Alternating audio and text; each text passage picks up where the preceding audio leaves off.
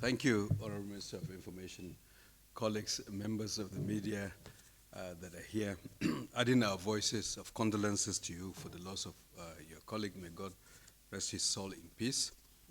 From our side, the Federal Executive Council today extended appreciation for the leadership of Mr. President in driving major transformation in Nigeria's health sector.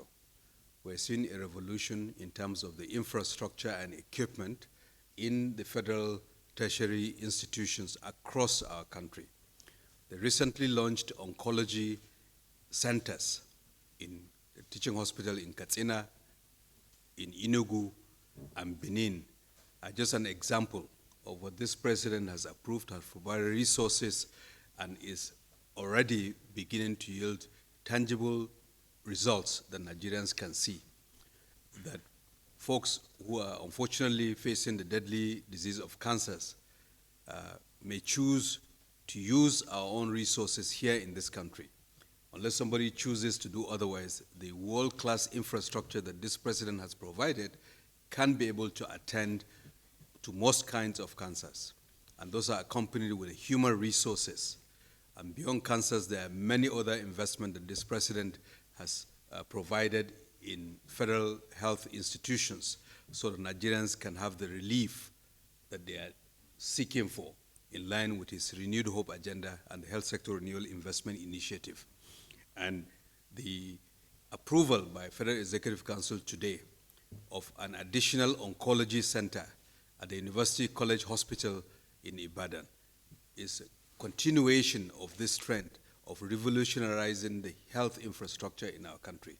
FEC approved the full business case for an upgrade of the existing oncology center at University College Hospital in Ibadan to be upgraded, its infrastructure, to have linear accelerator to provide radiotherapy, and many other diagnostic equipment in Ibadan so that we cater to the Nigerians who are suffering from this unfortunate disease, cancer. There are additional oncological centers in Lagos, in Zaria, in Jos that are in the pipeline, alongside many other massive projects. And we also appreciated the role of the Minister of Finance, Ministers of Budget in Mr. President's team, because it was a team effort to deliver this vision of our President for Nigeria to begin to have world-class facilities all over our country. In addition to the largest hospital that we now have in our country in the West African region, and perhaps one of the largest in the continent, the University of Maiduguri Teaching Hospital, where this week more than 10 major projects were commissioned: a neurology center, a stroke center, a heart center, stroke center, and an interventional radiology center, and a revamped oncology center. So this is revolutionary. This country has never witnessed such kind of attention by a president to reboot the health system. So Council deliberated on that, and Mr. President encouraged us to continue to double down. And importantly, to appreciate all the health workers who are working diligently in federal facilities, state facilities, and in the front lines, despite difficulties that they encounter. In addition, Council appreciated the 2 years of relative peace, industrial harmony that we have enjoyed in the sector, and that we are intent to continue to work towards maintaining that peace and harmony. We acknowledged that a recent circular by the Salaries, Income and Wages Commission, which was based on a prior agreement, precipitated discontent among various health professional groups. And once those discontents were made public and by those associations, this is a listening government.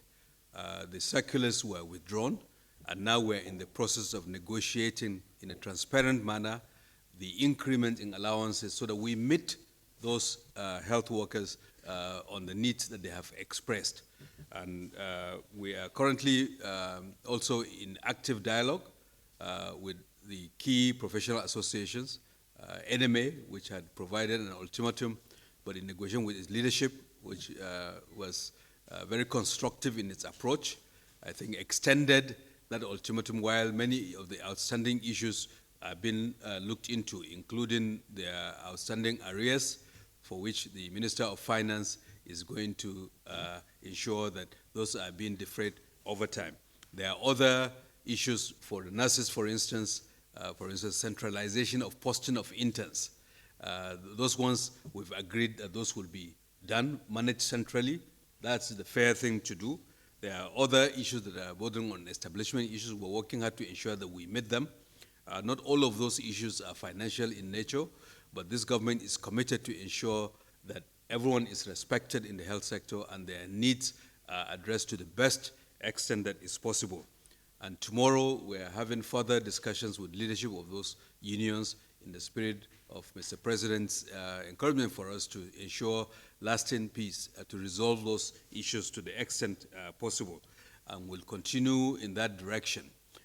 We call on all health workers to put the Nigerian person at the center of our attention.